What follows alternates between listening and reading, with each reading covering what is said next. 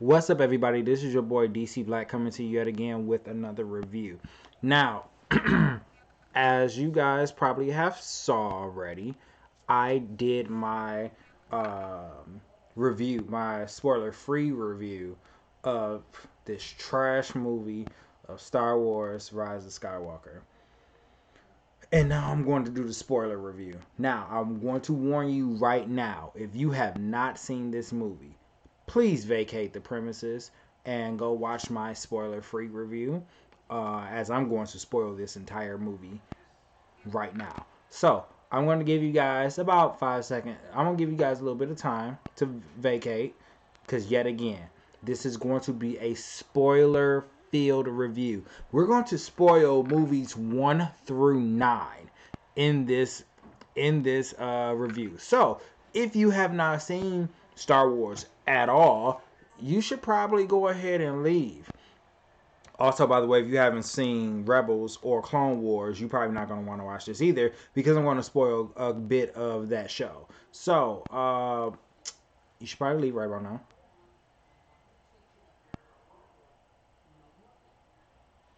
Alright, so since you're here, I'm assuming you want to be spoiled. Cool. So, this movie is trash. I can't express to you how much I really hate this movie. And I'm going to explain to you why. I'm going to lay out my argument for why I hate this movie. And why this movie, I would say, is the worst Star Wars movie, period, of the 9 movies. Worst one, in my opinion, that I've seen, because I wasn't wasting my time with Solo, was probably, I would probably say, it's episode 2. But this right here is the worst. And I'm going to explain why. So, let's kind of take a trip down memory lane, shall we? Let's go back a year, 5 years, 10 years, 15 years. When we had the prequels, we had people, when we only had numbers 1 through 6, we had people that would say honestly, oh, the prequels are the worst movies ever. Like, the prequels are like the bane of my existence, or like they're just totally like the worst things ever put together. Jar Jar Binks is like the worst character in Star Wars history. I hate those movies so much. Like, look at the lightsaber battles. You can't even tell what happened in them. But what people will miss is the fact that if you watch episodes 1 through 6, and then you watch, Rebels and Clone Wars, they actually tell it. Like, there's some nuggets in there that are really good that people seem to miss. And it's the fact that that is actually telling a very cohesive, very straightforward story. Rogue One and Solo, I don't really count in that, because you can if you want to. I don't really count Rogue One, especially Rogue One, because all of those characters died and had no purpose. There was no purpose of those characters in Rogue One. All it was essentially doing is laying the groundwork, or that Rogue One was literally they should have titled that movie Death Star, a Star Wars story, because that whole movie was just talking about the Death Star. It had nothing. Rogue One had nothing to do with with the story as a whole. Rogue One is pointless. Only thing it's doing is talking about getting the Death Star plans from where they were on that planet. I can't even think of the name of the planet. To send the signal to the rebels, so that the rebels can know where the weakness to the Death Star is. And Vader wrecks the entire ship. Like, the best part about that movie, was the freaking end with Darth Vader, because you saw at that moment that Darth Vader is a problem, and he was not somebody you really wanted to screw with, because if Darth Vader was there, you were living on your last moments of life, because there was nothing that was going to stop him. Your life was going to end. Even in Star Wars Rebels, like when Ezra Miller first saw Darth Vader, when Ezra and Kanan first saw Vader, and they tried to fight him, Vader was like, trash. Oh wait, You barely had training, and you're trying to train him? Oh, both of you are trash. Ah, and completely took them out. Even when Ahsoka came back and Ahsoka fought him, Ahsoka died trying to fight Vader because Vader was not having it. He was giving out that work. Even Maul was terrified of Vader when Darth Maul came back. He was like, "Oh shoot, Vader here? Cool, not messing with him." He was like, "I'm gonna kind of just sneak and shuck and jive my way to getting my own piece of the pie, and then when I build up, my strength and stuff, then I'll try to fight Vader." Because everybody knows Vader is a threat. And if you come across Vader, you better have your stuff together. Because if you don't, you're going to get wrecked. Even the Darth Vader comic book that Marvel has put out recently, and even recently, probably I think the last few years, even the one that's out now, or that was running currently, I think it's a Vader comic book or it's a Sith comic book. It's something like that. But anyway, even that shows that Vader is a problem. Like, you're not gonna walk up to Vader acting like you about to fight him and you're gonna win, because he's going to prove you wrong, and prove how sorry you really are. And to think about it is that Anakin Skywalker got basically his limbs destroyed. His body was destroyed, and he got wrecked. Okay, when Obi-Wan left him on Mustafar. But Vader was a problem. And those stories from 1 to 6, it told a cohesive story. But then you get 7, 8, and 9. And you start seeing just how trash this is. It killed. It was a franchise. Star Wars was a franchise, honestly, that was good. It with 1 through 6, it was fine. But the moment you get to 7, them cracks in the armor is real.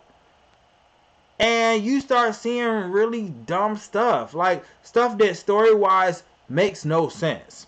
Like, since we're on the subject, let's start talking about this movie. Like, for instance, the moment this movie starts, the opening crawl says there was a signal that Palpatine sent out that talked about revenge. What? Like, if I had not seen any trailer, I mean, Palpatine was on the movie posters. Yes, he was in the trailers. If I had never seen even if I saw a poster, the first thought that's going to come to my mind, I went into this movie blind without seeing any trailers, is where the heck did Palpatine come from? Because he did not show up in Last Jedi or Rise of Skywalker. Or Force Awakens. There was no sign of Palpatine ever coming back. But all of a sudden, out of the blue, here comes Palpatine with zero setup. It's like, really? And check this out. So, when Last Jedi came out, everybody ramped and raved and said, "Oh, well, Last Jedi is going to be the most divisive movie of the Star Wars franchise. There are going to be people that love it, and then there's going to be people that hate it, and there's no in between." And it's like, okay. And when you watch Last Jedi, he completely craps. Rian Johnson completely crapped on everything that the Jedi are, and what the Sith are, and what the Force is as a whole. Like, you had 6 movies and 2 animated series that essentially educated you on what the Force is. And Rian Johnson completely wrecked that. And had Luke being depressive and acting out of character, like him trying to kill his Padawan. Like, Luke from 4, 5, and 6 would never have done that. Never. And all of the actors, with the exception of Mark Hamill, he was the only one that spoke that truth, said, like, "I'm surprised you see Luke like this. Like, I'm very surprised you see Luke like this." And, like, all the other actors are like, I think it's a pretty good movie, this, that, and the third. Even J.J. Abrams, who's a freaking hack, said, oh well, I appreciate you for subverting expectations and blah blah blah blah blah. All that a tweet which you can probably go still find. Um, and then come time Rise of the Skywalker come out, you see everybody backpedaling what they said before. Everyone is saying or talking about how Last Jedi was such a trash movie, how they hated like how it narratively doesn't make sense. This dude, J.J. Abrams, did so much backpedaling and took out the Swiffer mop. Broke out the Swiffer mop and tried to clean up Last Jedi, that is clearly visible that he didn't like that movie. That Last Jedi was not his plans for the Star Wars franchise. But the problem is, which seems to be like a trend with J.J. Abrams. He starts stuff and he don't want to finish it. He did it with Lost because for you guys that remember, he started Lost. I think he wrote the pilot episode and maybe some more episodes of the season 1 and maybe some of the earlier seasons as well. And then he was like, "Nope, I'm done. Here, this is the roadmap. You go ahead, take care of it. I'm out. I'm going to do Star Trek." And Lost in and not to be cliche, but lost its way because that show ended up being dumb, and by the very end it was like, oh, we're all in purgatory because we all died in that plane crash. What? Like, J.J. Abrams cannot finish a story to save his life, and he acknowledges the fact he don't know how to write an ending. Like, so my question is, why would you have this dude be an architect for your franchise? He can direct a movie. He's a great director. I will not take that away from him because he is a phenomenal director. I won't take that away from him. But come on, camera, focus.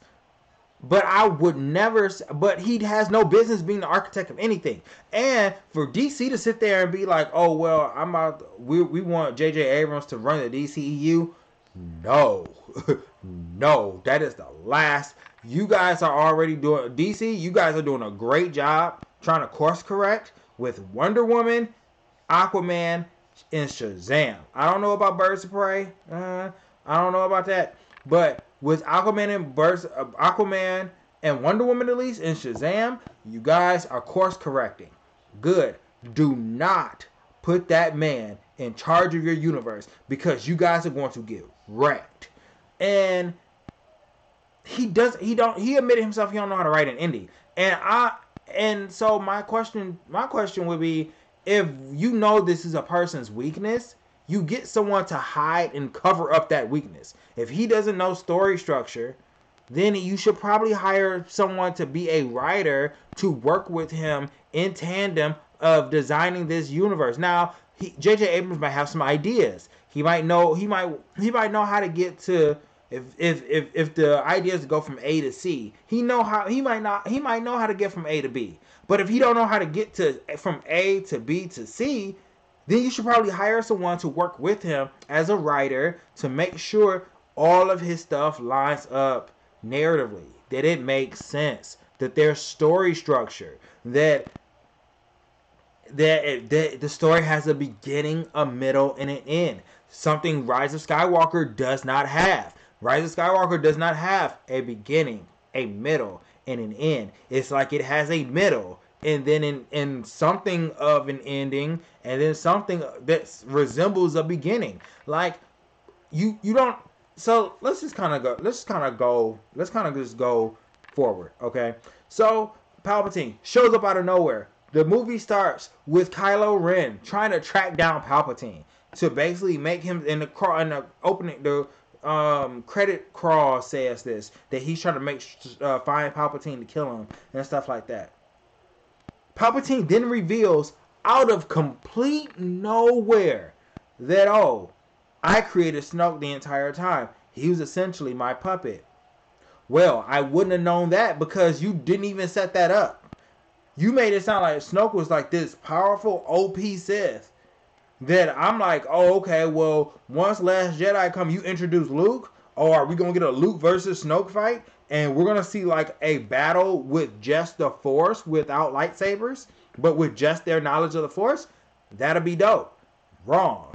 This dude Snoke dies from getting chopped by somebody that's his Padawan essentially, and it's like, come on. Then you see where Kylo Ren goes to this the ancient Sith world of Exhal or Excal or whatever. It's an ancient Sith world. So what I do like about this scene is that when when Kylo Ren goes to the planet and he goes inside the structure looks a lot like, if for you guys that watched Rebels, you will recognize the structure because it looks a lot like the Sith Temple on not Mustafar, but I can't think of the name of the planet now. It's not coming to me. If I think about it, I'll say it. But the Sith planet that they went to when they found some more of the not the Midnight, not the Ninth Sister. The Ninth Sister was there, but some more of like where Vader was and everything. You guys know what I'm talking about. For you guys that are to watch Rebels, you guys are familiar with that. It looked just like it. So I was like, that's kind of dope that they made. I was like, okay, that's kind of dope. But then he finally sees Palpatine.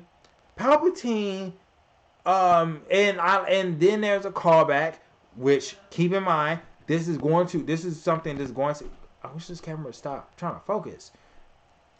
But you're going to end up seeing, this is going to be a repeated theme that I'm going to bring up.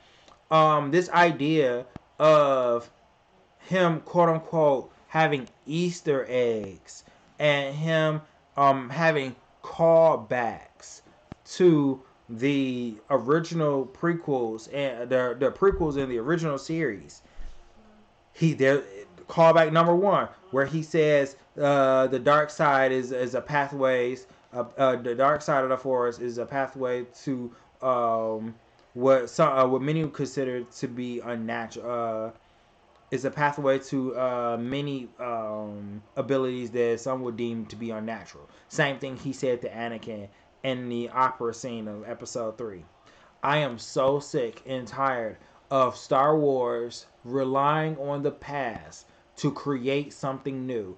J.J. Abrams, this entire movie hangs on the past to create something new. Case in point, Rey finds out, by the way, we find out who Rey's parents are. Rey's parents apparently are children of Palpatine, and Palpatine is her granddaughter.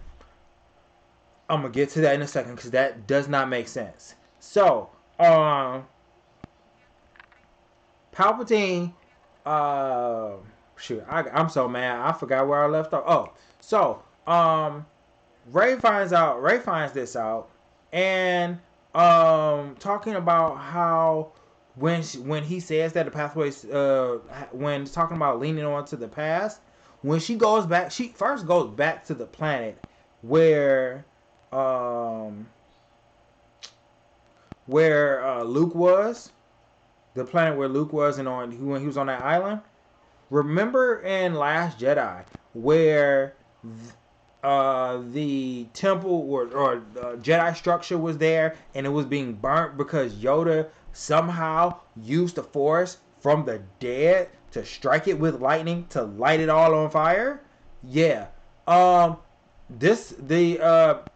ship that she was on when she stole Kylo Ren's ship in their fight on one of the moons of Endor, stole his ship, went to that planet, and completely burned everything there was to deal with that she had something to do with the Force. And then she had the audacity to sit there and about to threw the lightsaber into the burning ship where, by the way, the Sith Wayfinder, which was what Kylo Ren was looking for to find Palpatine, was burning up too. And I'm like, did you seriously just rip off The Last Jedi when you just said when you've already established that, like, when you've already been establishing in your movie of trying to do cleanup, you're then copying off of The Last Jedi? It's like, man, dude, come on. Then, check this out. So,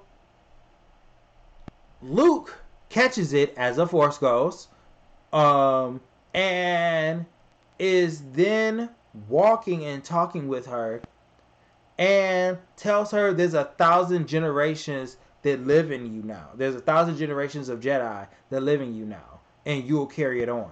But Luke, I thought you just said that in the last movie the Jedi have to end, and then Yoda came from the dead and agreed with you and said the Jedi have to end. I personally find that to be garbage. That is narrative garbage. Like, you don't know what you're backtracking now. You're now trying to play cleanup.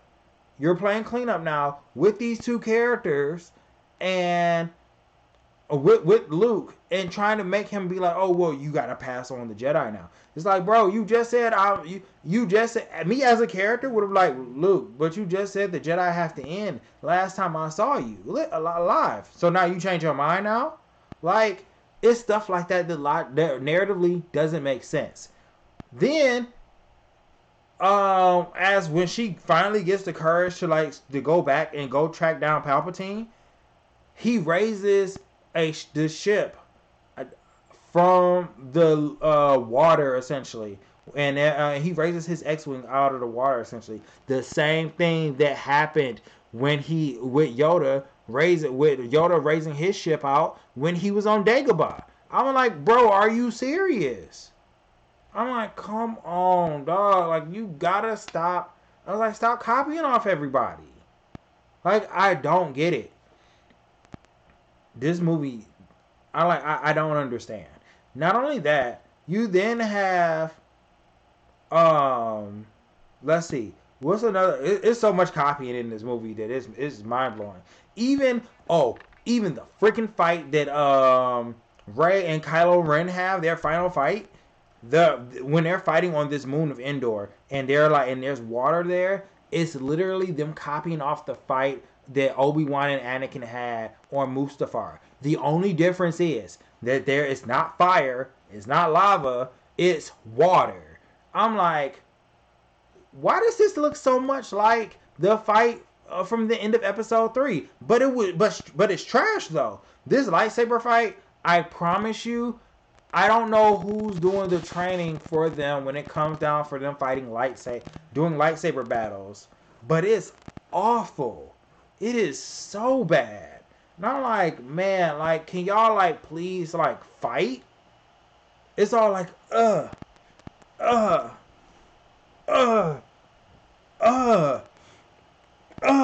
like, dude, come on. Just hit her. Please. And let's get this over with so we can keep this moving, okay? We got Palpatine to deal with. Which, by the way, if you're expecting Palpatine to do some epic stuff in here, you're going to be sorely disappointed. Because the only cool thing he does is create a lightning storm where he knocks out all the power of all of the rebel ships at the end of the movie. That's it. He does absolutely nothing. Also, this movie freaking retcons like the visions and the voice that Kylo Ren heard. Kylo Ren was like, Palpatine told him, oh, you know the voices that you heard? Yeah, all those voices? Oh yeah, that was me, by the way. Okay. And it's like, this movie is seriously asking you to believe a bunch of stuff about these characters that just doesn't make sense. And then the most disrespectful thing the character in this movie that was the most disrespectful was Rey. And I'm going to tell you why. Because she has the audacity to sit there and call Leia Master. I'm like, what? Since when did Leia earn the rank of Master? What is Leia the Master of? What? The Master of commanding a fleet? She's a general, and that's it. She is not no master in the Force. Oh, wait, I forgot. Oh, I'm sorry. I forgot. I guess her Supermaning herself through flipping space when she clearly died. and her clothes remaining intact, though she got blew up. Oh, I guess that makes her a master at this point, right? It doesn't make sense. Like, how is Leia a master? She didn't even complete her training yet. And so I'm like, okay, so we're just handing the rank of master out just to anybody. Because last time I checked from the prequels, you had to earn the rank of master. Even Anakin, arguably being the best Jedi from that era. Like, it's established, even I think from Clone Wars and other in-canon material, that the only person that could probably best Anakin in a fight was Yoda. He was the only person that could best him in the fight. Even Obi-Wan said it himself. In Clone Wars, he was like, I think it was the Clone Wars or Revenge of the Sith. He was like the only person. Like Anakin thought he could. Anakin was like, oh, well, I could probably even beat Yoda. And Obi-Wan looked at him and was like, you might want to check yourself, sir, because Yoda will give you those hands. He was the best, and even then, that even though this isn't the reason why, even though the reason why they didn't grant him the rank of master was because they didn't trust Anakin because he was too close to Palpatine, but they didn't even grant him the rank of master because you have to earn that. And Leia didn't earn nothing. There was nothing that Leia did that made her earn the rank of master. But all of a sudden, she's a master, and her student is Rey. So Rey is her master. Wow. I mean, so Rey is Leia's student is Rey, and Rey is her master. Wow. Wow, Disney. Just wow. Like I would that completely blew me away when I saw that. That completely blew my mind, because I'm like, how dare you disrespect? And this is what I see is the problem with Star Wars. It's like they completely disrespect the art, the Jedi, and the Force. Like they know nothing. They know nothing of the Force. And you got people this essentially walking around acting like they know the Force and they know the ways of the Force, but they and it's like you got people that act like, oh yeah, we're fans of Star Wars. We love Star Wars, but you totally disrespect the franchise at every step of the way. You disrespect the franchise. She has no business. Rey has no business calling her master. She is the master of nothing.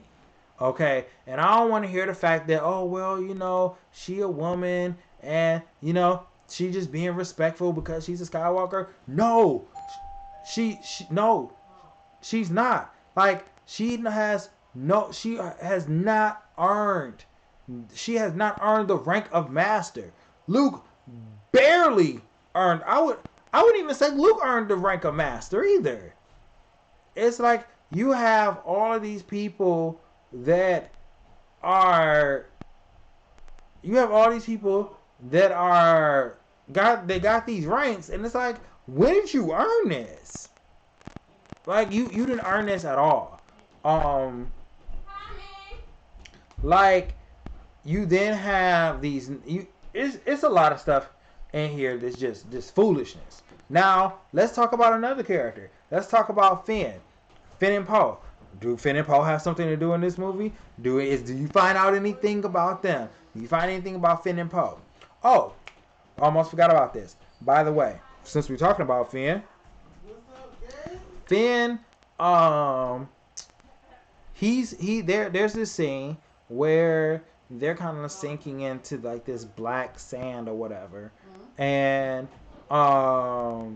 as they're kind of sinking into this black sand, you have them sinking into this black sand, and then you have Finn tell Rey, Rey, I never forgot to tell you. I never was able to tell you. Stop. And then nothing. And then the whole point of the movie, you're like, oh, so you're gonna keep Poe is like, oh wait, so what you was gonna tell Ray? Finn being embarrassed, like, oh nothing, nothing. I'll tell you later, Ray. I'll tell you later. Now I want to ask you, do you think, what do you think they told Ray? What do you think Finn told Ray? That he love her, that he cares about her, that he always want to be a part of her life. You think so? I'm gonna be honest with you. All those things could possibly be right because we never find out. By the end of the movie, it's never ever addressed. There's nothing else. There is nothing addressed about that by the end of this film. Nothing. There's nothing addressed. There's nothing addressed about that by the end of the film. And it's stuff like that where even Poe, you find out through a drive-by, oh, Poe used to be a spice trader. I would never have known that. And it seems like it comes from absolute nowhere. And it's just it's the trend with this movie that things happen, but there is no rhyme or reason for this stuff happening. It's almost as if there's like a hodgepodge of, it's like three, the Rise of Skywalker is like three different movies put together, mashed up to fit into this trilogy. It's almost like it's a Frankenstein like movie, you know. So and it's stuff like that where I'm just like, man, what? Like, this was trash. Like, I didn't like The Force Awakens when I first saw it because I was just like, this is like, you just copied off everything. But I'm like, okay, well, maybe, you I was willing to give it the benefit of the doubt. Then Last Jedi came out and I was like, nope. No. What the heck? What is this? And then seeing this is like, man, like this is awful. Like, then we got the two new female characters that is introduced in this movie that we really don't. That one is introduced basically the black lady's introduced at the very end. No, really nothing about her. Do I care about her? No, because there was no setup for her. The other woman, the other masked woman here, you see her towards the second act of the movie and the very end. Do I care about her? No, because I know nothing about her. Like, there was no setup for these characters. They just show up, have some exposition, do some stuff, and then out. And it's like, there's no point to this. Even Billy D. Williams, even Lando comes into this movie, gives some advice, and does nothing, and does little of nothing. Like, yeah, he's the one that like brings in the cavalry and stuff like that and everything, but like, he does nothing. Like, this movie is so much relying on what you already know about Star Wars that it's just like, there's really no substance of this movie that is original. Like, there's nothing with this movie that is original, that is something that you want to, hang on to, or that you want, that you can sink your teeth into, rather. It's so frustrating. Like, Palpatine is absolutely, you also find out there's a mole, and you find out there's also a mole in the First Order. Guess who the mole is? The mole is the same freaking dude from Force Awakens that was rocking and rolling with Kylo Ren, and that in Last Jedi was trying to take the First Order from Kylo Ren because he thought Kylo Ren was trash, which Kylo Ren is trash. We're gonna talk about that in just a second. We're gonna circle right back around to him and Rey, but he's the mole. Then he dies. It's like, all right, whatever.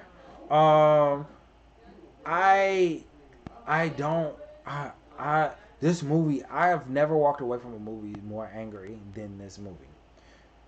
Palpatine is a wash. They completely washed Palpatine. Finn and Poe, I don't care about those characters. Like, I don't. Chewbacca had absolutely nothing to do in this movie. He had nothing to do. His most important scene was him getting captured and him being sad because Leia died. It's like, bro, how could you sideline Chewie? Like, Chewie has nothing to do in this movie. The only important thing he do is he got captured because he was walking around with the Sith dagger, and then I didn't even understand the fact of why he got himself put himself in a position to be captured in the first place. Like I couldn't even understand that to begin with. But now kind of circling back to Rey and Kylo, we find out that Rey and Kylo, when Kylo tells Rey what Palpatine told him, you find out that they are some kind of dyadic in the Force, where they're one that's been split into two essentially, the two halves of the same whole, and essentially that explains their connection, because they are an anomaly in the Force. This is something that doesn't happen in the Force normally. And I was like, okay, but you said in the last movie that they had this connection because Snoke was the one that made the connection. So, by an extension, based off of what you previously set up in this movie, you're saying that it should have been Palpatine that should have been connecting these two. So, it's like, dude, this was pointless. Like, this is stupid. You essentially, you still, yet again, backtracking on The Last Jedi. But with these two characters, you then find out with these two and they keep like having these moments in each other's heads, and they're actually physically fighting each other. They're having these moments in their head, which turns into physical fights, even though one of them aren't in front of the other, and vice versa. Up until the moment when Kylo goes onto the ship. Rey then, when they get to the moon, he's meanwhile during the whole movie trying to convince Rey to join him, because he knows that she's a Palpatine, and together both of them can kill Emperor Palpatine. And it's like, dude, are you kidding me? By the time they get to the moon, I'm like, dude, like, this is old. Like, stop. Kill her or don't kill her. I personally don't care. Like, but I'm tired of this. Oh, take my hand. No, I won't take your hand. Take my hand. No, I won't take your hand. Take my hand. I won't take your hand. I'm tired of the back and forth. Either kill her or don't. I don't care at this point. But by the time you get to the moon of Endor, you then discover, by the time that they get to by the time Rey gets and finds the Wayfinder, because the Wayfinder is on the wreckage of the Death Star, which when you watch that scene and compare that to the Force Awakens, it's literally the same scene. Only difference is in the Force Awakens, she didn't know who she was, and she was actually foraging for parts. In this movie, she's doing the same thing, but she's looking for a Sith Wayfinder. Kind of have a problem with that. But she finds the Sith Wayfinder. Remember that cool scene that you guys might have seen in the movie where Rey had the lightsaber that kind of like that was double bladed, and it kind of like snapped into the staff and then snapped back where she could hold it, and it was like in a U shape. Yeah, that whole thing was a dream. It wasn't real. The same. Oh, and then some of you guys that like Star Wars, you might be familiar with something like that also, because if you go all the way back to Empire Strikes Back and to his Luke's training with Yoda, you'll notice that on Dagobah, which just so happens which is basically a planet that is like strong in the dark side of the Force, which the Death Star, you can kind of say it is too a little. You kind of can say that because that's where you walk in when Rey is walking, you see Palpatine's chair, so you automatically assume this is kind of like a hub for the dark side of the Force, right? Well, in Empire, Luke actually fights this form of himself, this Darth Vader, but when he defeats it, it's a cracked. The mask is cracked, and he sees himself under the mask of Vader. Understand that they copied that same exact thing with Rey. The only difference is it's not a Vader mask. It's just her in a with a cloak, with a black cloak, and her dressed in black. And then she shows fangs to her light side self, and that's how she sees that she fights that dark side of that Sith side persona of herself. It's the same thing. Like I'm like, dude, like you are so copying off all these other movies. It's like, dude, stop. Like, what's like, dude, like you don't have to do that. Just create something original. Be different. And so Kylo Ren finally sees her. They fight. They have that trash lightsaber fight on the water. Leia reaches out to Kylo, calling him Ben. Rey, being fueled with anger, kills Kylo Ren. Yes, that's how Kylo Ren meets his end. Technically, that is the death of Kylo Ren. He ends up dying to Rey, and Rey kills him. So it's like, so you, so that's how Kylo meets his end, by Rey killing him. Okay, but she then uses the Force, which we're going to talk about Force abilities in just a second, because they give powers away for free in this movie. She used the Force to bring him back, leaves him on that moon. By then, the entire third act happens when she goes to the planet, when she goes to Exalt, and on this Sith homeworld, this ancient Sith homeworld, and the unknown reaches of space. She Palpatine's trying to tempt her to go to the dark side by striking him down. Same thing he did with freaking Luke. And he then turns around and she shows her essentially that all your friends are about to die. Strike me down, the army will be yours, and you can tell them to stop. She's about to do it until she senses Kylo Ren, or at this point Ben Skywalker, come into the Sith temple. Now, my problem is the fact, like, he comes back, okay, that's cool, because at this point she actually has two lightsabers now. Rey gets Luke's old lightsaber, and then you find out just out of nowhere, Leia has a lightsaber too. It's like, so we're not going to talk about how Leia's had a lightsaber all this time, and you're just going to throw that in there as a reveal? It's like, dude, where's this stuff coming from? Like, this stuff this stuff is coming from absolute nowhere. So they have a fight. Emperor Palpatine wrecks both of them, and then you get to as the movie's at its end, and this is where my mind is just blown, because Rey, Ben Skywalker gets up. This was actually now that I think about it, this was actually kind of funny. He sent Ben flying into a hole, like completely useless, saying, I can finally end the Skywalker line permanently. Sends him flying into a hole. And it's like, alright, well, he's trash. Then Rey. Now, keep in mind,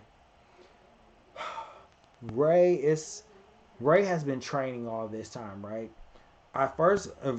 And I may need to need some correction on this, but I could have swore all of the books of the Jedi books and the Book of the Wills were all burned in Last Jedi, but apparently she kept some. I could be wrong, but I thought those was all burned. By the time, and she's been doing her homework, naturally, and then you get this scene that's supposed to be emotional, but it ain't, because she didn't earn it. You start hearing the voices of all the Jedi from the past. So you hear Mace Windu's voice, you hear Obi-Wan's voice, you hear Qui-Gon's voice, you even hear Ahsoka's voice, which was which I was like, this is very disrespectful because I feel like Ahsoka should have shown up in this movie and not just have her voice. But needless to say, whatever. Um, you hear a couple more Jedi voices and stuff. You hear Yoda's voice, you hear Luke's voice, and now all of a sudden she gets up because she apparently has the power of 1,000 Jedi in her. And I'm like, that's not how the Force works. The Force does not work. It's the same way the Highlander power works. Highlander, for you guys that don't know, is a old show from the 90s and early 2000s where they were all immortals. You cut the head off one immortal, you gain their power, and so on and so forth, because there could only be one. Well, apparently that's how the Force works, because when Luke said she has the 1,000 generations of Jedi within her, he really meant within her, because she gets up. Palpatine sends a full thing of Force lightning. Keep in mind, remember I said earlier that Palpatine had took the ships from space that was out in air, sent them down, and then the ships were just falling out the sky. That same Force lightning he sends at Rey, and Rey. And by the way, Palpatine, we're talking about Palpatine here. The same dude that, if you watch the prequels, Yoda couldn't handle.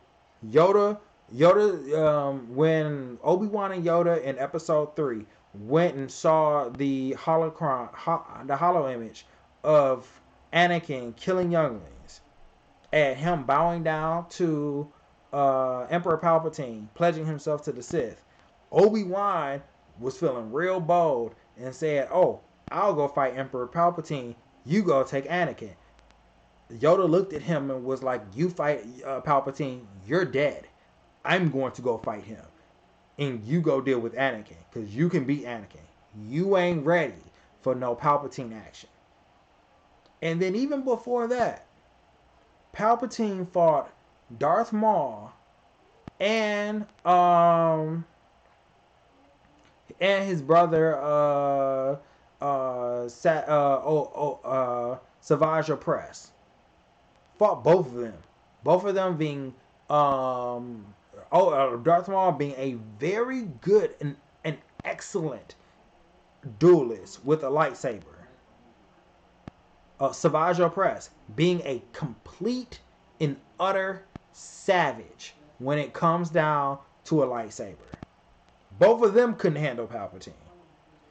Technically, if you look at it, if you want to be technical, Yoda fought Palpatine before, and he couldn't handle him in the animated Clone Wars series. Then he fights him in Episode 3, and they were trying to fight, and then they were force pushing each other at the very start. But then he fights him with a lightsaber. And Palpatine, trying to beat Yoda, starts flinging chairs at him. Okay? Yoda, they have a fight. Yoda is using the Force to stop his lightning, because he tried to stop it with a lightsaber. Couldn't do it. Uses the Force to counteract the Force lightning from Palpatine. By the way, for Emperor Palpatine, Darth Sidious is known to be the Sith user that is the strongest in the Force ability of using Force lightning. That's canon. Yoda goes to try to fight him and go toe to toe with that Force lightning, and he wasn't about that life and got blew back and fell about a good. If you look at that scene, about a good 20 feet, he hits the ground. Back first, hits the ground, and it is completely out cold. Gets up, and does Yoda go back for more? No, he runs, and it's like, I'm straight. I don't want no more of them problems. I he literally says, failed I have. Do you know what Rey does? Rey stops the Force lightning with her lightsaber, with one lightsaber first, and is kind of struggling. She then grabs a second lightsaber. Mind you, this is a lightsaber. She's not using no Force powers. She's using a lightsaber. And using another lightsaber, putting him in a cross formation, is somehow bouncing the lightning off of the lightsabers to hit Palpatine and kill him. And kill all of the Sith cult that is in that room. It's like, what? Like, how does that power scaling work? So you're telling me Yoda, the one that was the master, like the master, okay? No one was touching Yoda. When it came down to a fight, it was two people you wasn't messing with. It was Yoda and Mace Windu. Them was the two people you weren't messing with. Because Yoda would easily put you down. Mace Windu could do it, but Yoda would not even have to try. Like, you're telling me that Rey, who has had no formal form of training really, that only read books, has no battle experience, has no experience with really using the Force, beat Darth Sidious. The one that took on Yoda, took on Darth Maul, and Savage Opress. Took on all of them. The one that real reason why he low-key died was because Darth Vader died picking him up with the Force lightning and throwing him over the side. He knew that was the only way you could really beat him, because you really can't beat him. That Rey, of all people, was the one to beat Darth Sidious. I was like, this is the most disrespectful crap I've ever seen. Like, you totally crap on Darth Sidious as a character. You totally crap on all the Jedi before her, basically making them look like trash. And so now apparently Rey is top dog because she actually killed Darth Sidious for real, and something Yoda couldn't do. But apparently she could do something that Yoda, the big dog on campus, could not do. It's like, wow, that's messed up. That's really messed up. Then at the end, she had the nerve when she went back to Tatooine, buried Luke and Leia's lightsaber. Somebody was like, "Oh, we haven't been on this. No one has seen anybody on this planet for a long time. What's your name?" She said Rey, and she said, "What fam?" And she asked her some other question like, "What family are you from?" or something like that, or basically asking her last name. She sees the Force ghost of Luke and Leia, and then turns around and calls herself Skywalker. My name is Rey Skywalker. So apparently, Rey is just going to subvert and take the name of Skywalker, and the rise of Skywalker is simply talking about the rise of Rey. This movie is so this is felt like she didn't earn that. By the way, the Force powers that I was talking about earlier, apparently she can Force heal, which is a canon ability that is in canon, can use, is mostly in Legends continuity, but I think there are, like, in some of the comic books and stuff, there has been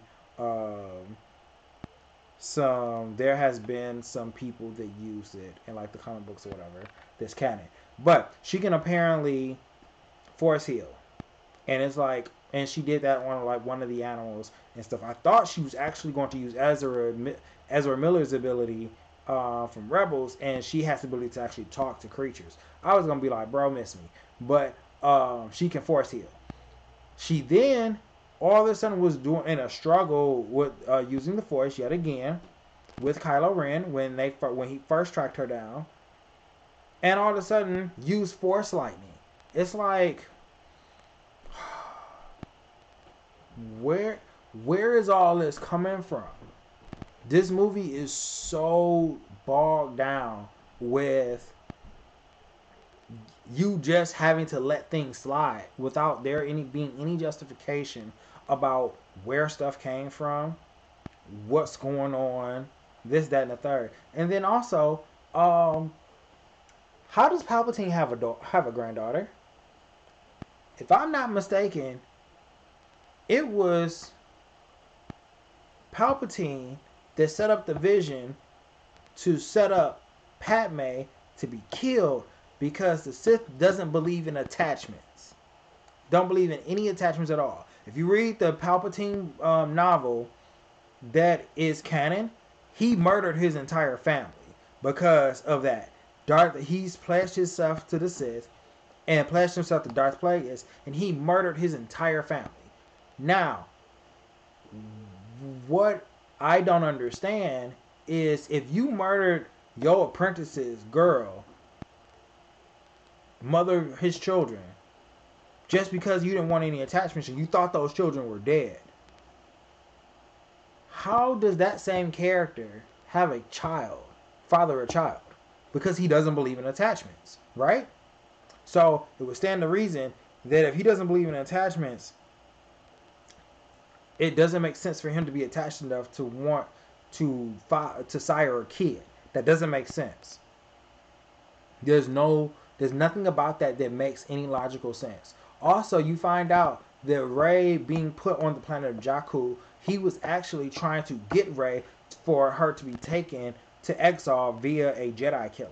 And it's like, so this entire time he wanted his granddaughter just so that she could strike him down and that his spirit can go into her. His spirit can go into her, which is something that has happened in Legends continuity, which was, I was like, okay, nice, that happened in Legends continuity, but it's like, dude, that it still doesn't make sense for him to even have a kid in the first place. It would be cool if you said Rey was his clone and his clone got away. Like that would be something that would be cool because that would be interesting because it's just like, okay, it's his, and then they kind of leaned into that because they had. If you look at the beginning of the movie, inside one of the tanks, that was where Darth Sidious were, there was a tank of another Snoke. So you could easily say, okay, well, Rey was he was trying to perfect cloning because the dark side of the Force is a pathway, that some would deem to be unnatural. Well, cloning, this idea of him creating perfect clones of himself and trying to create a perfect clone. You can say Rey was that perfect clone. Easy enough, and people would totally buy it. But this is whack. Like it's so whack. Like I had posted a status and I was like, honestly, the way to solve the Star Wars problem is to kill the franchise. And I hate it because there are things about this franchise I love. Like, Episode 3 has the best lightsaber battle in all of Star Wars. Episode 3, in my opinion, of lightsaber battles is Episode 3, Episode 1 with Darth Maul versus Qui-Gon and Obi-Wan. Episode 3, the ending with Anakin and Obi-Wan. Even Darth Sidious and Yoda's fight is dope.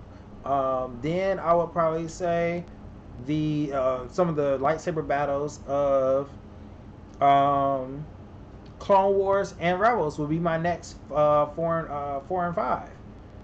Well, 3, 4, and 5. Oh, and then also honorable mention the lightsaber battle of Count Dooku and Yoda. That was a dope fight. But it's like that's it. Like that, and that was something that was over 10 years ago. Now we should be having some amazing lightsaber battles, but we don't. All we got is people shooting each other in space. Like this is like Saving Private Ryan or something. Like that's not Star Wars. Star Wars, yes, there's aspect of Star Wars that is spaceships and bounty hunters and all that stuff. But people ain't seeing Star Wars for that. People, you can see that in Star Trek. Star Wars, yes, you have that, but you have Jedi and Sith and Force abilities. That right there is like the core of Star Wars. Everything else is surrounding that. And they don't get Star Wars. Kathleen Kennedy don't get Star Wars. J.J. Abrams sure enough don't get Star Wars because he continues to leech and cannibalize off Star Wars off itself. And it just proves to me that, number one, J.J. Abrams is a hack. He did the same thing he did with this. He did with Star Trek Into Darkness. He promoted Star Trek Into Darkness and said, "Oh, Star Trek Into Darkness is not a reboot of Wrath of Khan. I'm doing something different, and it's unlike anything that's been done before." Why is it before you get halfway in the movie, Benjamin Cumberbatch's character says that my name is Khan, and it's literally the Wrath of Khan that he's doing. So much so that only thing that's different is instead of Spock dying, you have Kirk die, and then Spock goes on a rampage, and they have to stop Spock from killing Khan because they're like, "Hey, yo, Khan can save Kirk." It's like, dude, you completely lied to your fan base. That's why nobody was checking for Star Trek after that, because you completely lied. Then, and even Star Trek 1 was good, but you completely lied to your fan base and cannibalized off something that was already there. If you were gonna take the Wrath of Khan, which is my favorite Star Trek movie, like period. If you were going to take away and like remake that, it would have been okay. Just tell people that.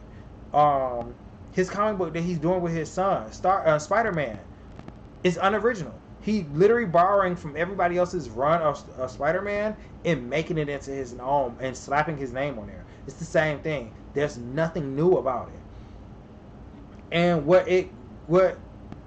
comes to my what I conclude is that you aren't original. When it comes to being a writer, you can't do it. That's not your lane. Directing is your lane. Like, you're a great director who cannot take that away from you. But when it comes down to you being a writer, you are not a good writer at all. Like, you don't know how to write. You especially don't know how to write from a place of being objective and being original. Like, you don't have that. So, and then also, if you look at the credits for this movie and who wrote this film, the same J.J. Abrams and Chris Turturro wrote this movie. And for you guys that don't know who Chris Turturro is the same person that wrote Batman vs. Superman: Dawn of Justice and Justice League. I think right there you can I didn't even have to say Justice League, but I think with just saying BVS, that kind of gives you the general idea of what I mean when I say this dude, like, you got people to write this movie that had no business writing. Like, BVS is probably still the worst superhero movie I've ever seen in my life. Like, it's terrible. And Justice League is just as bad. So he should not have been writing this movie at all. And J.J. Abrams should not be writing at all. Which still leads me to say the solution to Star Wars is to kill it. Like, let Star Wars die a peaceful death. Let it die. Let it sit. Don't make no show. And like, if you gonna make something of Star Wars, if you just have to keep the franchise alive, keep people talking about it, make an animated show with Dave Filoni and Jon Favreau. That is it. Do not make another movie. Don't make anything of Star Wars. Unless you're going to do something animated. Other than that, let this franchise die. Like, kill it. Even Mandalorian, as much as I like Mandalorian, no, it has to die. Like, just end it. Like, put Star Wars out of its misery. And wait about a good 2 to 5 years. Heck, no. 10 years? I say between 2 and 10. Let it rest. And then get Dave Filoni and Jon Favreau. Get those two people and have them do your Star Wars stuff. Because honestly, even Kevin Feige, as much as I like Kevin Feige's work in the MCU and how he cohesively made a giant story that spanned like 23 movies and like 23 movies and counting, I don't think he can save Star Wars. And that's just me keeping it 100. I don't think he can save Star Wars because he's still planning the MCU out now and kind of navigating that. And for him to do Star Wars too, if his Star Wars movie make $1 billion and is critically acclaimed, they're gonna want him to do more. He can't run two franchises. He can't. He's literally running everything at Marvel. Everything from TV to film to comic books to animation. He's running it all. All of it's coming through him creatively. He can't do that in Star Wars 2. One of those franchises are going to suck. And honestly, Star Wars, if there's a choice, I would rather see him... Like, Marvel is fine. Like, Marvel, good or bad, that ship is kind of sailing on its own. He could maybe dip his head in there every now and again to make sure it's good. But you can already tell with the MCU is going one way or another. Whether you like it or hate it, it's already going on the path that it's already been set. Star Wars, however, needs serious attention. Not somebody that's dividing their attention between one franchise and another, but somebody that is directly paying attention to that franchise. And Star Wars needs attention. Like, Kathleen Kennedy knows nothing about Star Wars except, oh, I need to put females in here. That's all she knows. I need to put women in here. How can I put another woman in here? Oh, okay, I'm gonna just put her in there. She knows nothing about the Force. She knows nothing. She don't even love this franchise. Like, she doesn't. Like, she just sees it as cash. You need somebody with some passion that actually likes this and cares about this franchise in order for this to survive. There's no reason why Star Wars, and it's talked about, and it's an idea that this movie is not going to make the money that Last Jedi or The Force Awakens made. And there's no reason that a Star Wars movie can't make $1 billion easily. Like, Star Wars writes itself. Like, the name alone should be able to tell you, oh yeah, that's gonna make $1 billion easy. And it's not. Like, it's not. But I've been ranting about like 1 hour and 7 minutes. I feel like I got my release. I feel like I got it all out. Someone probably bring it up to me later on and be like, oh, how'd you like Star Wars? And I'll probably go back in again because I can continue to go in on this movie because it's just that trash.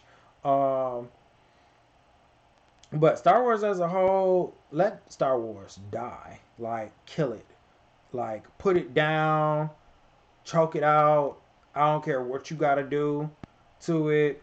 Like, give it the old Julius Caesar treatment. Give it the Jon Snow treatment for the watch.